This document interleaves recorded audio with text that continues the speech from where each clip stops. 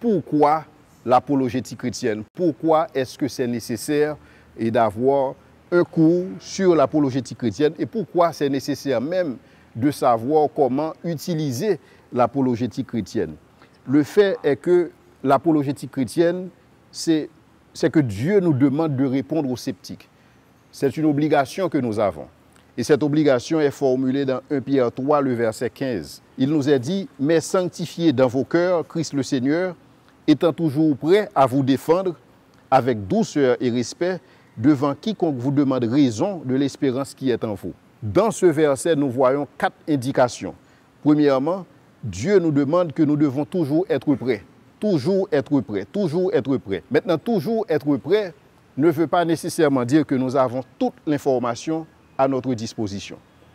On peut ne pas tout savoir, mais est-ce que nous avons cette disponibilité, est-ce que nous avons cette disposition d'esprit pour être prêts? Donc c'est une question d'attitude. Est-ce que je suis prêt?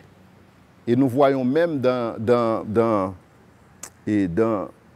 l'exhortation de Paul à Timothée, où Paul disait à Timothée de prêcher la parole de Dieu en saison, en temps ou enfin, que ça soit en bon temps ou dans une saison qui ne soit pas favorable. Donc, c'est une responsabilité que nous avons. Nous devons toujours être prêts. Toujours être prêts à faire quoi?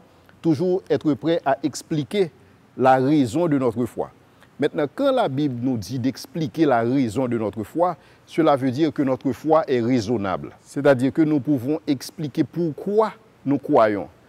En sorte que, quand quelqu'un nous demande pourquoi est-ce que nous croyons dans la foi chrétienne, pourquoi nous croyons en Jésus-Christ, nous devons pouvoir donner une réponse objective, donc présenter la raison pourquoi nous croyons. Donc je ne crois pas parce que tout simplement j'étais malade et Dieu m'a guéri, ou que je crois parce que j'avais un problème et j'ai prié et j'ai trouvé une solution. Ce ne sont pas des raisons valables pour croire dans la perspective de 1 Pierre 3,15. Donc 1 Pierre 3,15 veut nous présenter la raison de notre foi comme quelque chose qui est explicable. Donc je peux utiliser au-delà de mes expériences personnelles pour dire voici la raison et pour laquelle je crois. Et là, je dois vous dire que avec le christianisme, cela fait toute la différence. Pourquoi? Parce que le christianisme, la foi chrétienne est testable. Donc je peux tester cette foi. Et c'est pourquoi, pour quelqu'un qui se cherche, pour quelqu'un qui se dit de quoi est-ce que je devrais croire, donc idéalement, je leur répondrais de commencer par le christianisme. Parce que le christianisme, on peut le tester. Et on peut voir si ça marche ou si ça ne marche pas. Si ça ne marche pas, on peut tout simplement laisser tomber. Parce qu'on peut le tester. On ne peut pas tester le bouddhisme. Parce qu'il n'y a aucun fondement historique pour tester le bouddhisme. On ne peut pas tester l'islam. Il n'y a aucun fondement historique pour tester l'islam. Mais pour ce qu'il s'agit du christianisme, je peux tester, je peux vérifier, parce qu'il est observable. Je peux utiliser la science pour tester la foi chrétienne. Je peux utiliser l'archéologie pour vérifier est-ce qu'effectivement les sites pour lesquels la Bible fait référence, est-ce que ces sites ont véritablement existé? Je peux aller vérifier pour voir est-ce que Jésus-Christ était un personnage réellement historique. Je peux vérifier est-ce que Paul a vraiment existé. Je peux vérifier ces choses. Et donc si je fais ma vérification et que je vois que ce n'est pas concluant, je peux abandonner. Et là, moi, j'invite quelqu'un à faire ses devoirs de maison pour vérifier est-ce qu'effectivement, est-ce qu'il y a un fondement pour sa foi. S'il n'y a aucun fondement, on peut l'abandonner. Mais s'il y a un fondement, et c'est comme disait Pascal, et donc nous avons un choix à faire. Parce que si nous disons que Dieu n'existe pas, mais pour autant que Dieu existe, c'est que nous avons tout perdu. Mais si nous disons que Dieu existe et pourtant il n'existe pas, qu'est-ce que nous avons perdu? Nous n'avons absolument rien perdu. Nous avons vécu notre vie tout simplement dans la simplicité, dans la modestie et avec droiture. Qu'est-ce que nous avons perdu? Mais pour quelqu'un qui dit que Dieu n'existe pas, mais en réalité Dieu existe, cette personne-là aura tout perdu. l'apôtre Pierre nous dit que nous devons expliquer, nous devons donner raison de l'espérance qui est en nous. Et il dit de le faire à quiconque demande. C'est-à-dire nous avons cette responsabilité. À quiconque demande. Des gens peuvent nous demander pourquoi nous croyons. Et donc nous avons cette responsabilité d'expliquer à ces gens pourquoi est-ce que nous croyons. En sorte que notre foi est objective. Ça ne veut pas dire que nous savons tout ce qu'il faut savoir sur la foi chrétienne. Moi, personnellement, j'ai des passages dans la Bible et pour lesquels je n'ai pas toute l'information. Ça me demande véritablement de croire en ces choses sans que je n'ai pas de base pour vérifier. Effectivement, si on admet que Dieu n'existe pas, le fait pour quelqu'un de passer 3 jours et 3 nuits dans le ventre d'un poisson est impossible. Dans un univers où Dieu n'existe pas, dans un univers fermé.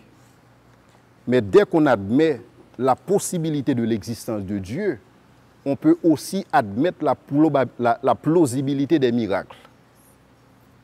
Et le fait que Jonas a vécu cette expérience, c'était une expérience commanditée par Dieu. Parce que si vous vous souvenez de l'histoire, Dieu avait envoyé Jonas pour aller prêcher à Ninive. Jonas ne voulait pas.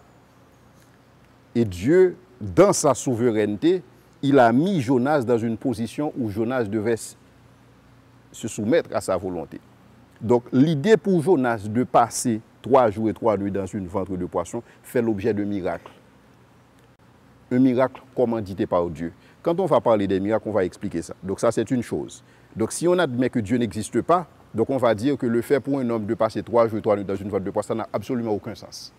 Mais dès qu'on admet, dès qu'on peut inclure Dieu dans l'équation, c'est possible. Et la divinité de Jésus-Christ, comme je l'ai dit tout à l'heure, elle est basée sur le fait que Jésus-Christ, il est le seul homme à avoir fait un pari sur sa mort et sur sa résurrection. Personne ne peut faire ça. C'est comme si je vous dis ce matin de croire en moi. Si vous ne voulez pas croire en moi, je vais vous donner la preuve. Je vais mourir et je vais me ressusciter. Maintenant, si vous voyez effectivement que je suis mort et je suis ressuscité, n'allez-vous pas croire? Parce que j'ai tenu ma parole. Je suis mort et je suis vivant. Dans ce contexte, Jésus confirme sa divinité. Donc, quelqu'un qui confirme qu'il est Dieu, et par essence, Dieu est omniscient. C'est-à-dire, il sait tout. Donc, si Jésus sait tout, il dit que quelqu'un a passé 3 jours dans le ventre d'un poisson, il sait de quoi il parle. Donc, la question, il faut ramener cette question au fait, est-ce que Dieu existe? Est-ce que Jésus est Dieu? Une fois que nous admettons que Jésus est Dieu, une fois que nous admettons que Dieu existe, alors il est possible pour un homme de passer 3 jours dans le ventre d'un poisson. Il est possible pour un homme de trouver dans une fosse au lion et ne pas se faire déchirer par les lions. Il est possible pour 3 jeunes gens de se retrouver dans une fournaise ardente et ne pas être brûlés si Dieu existe. Maintenant, si Dieu n'existe pas, ça c'est un autre problème.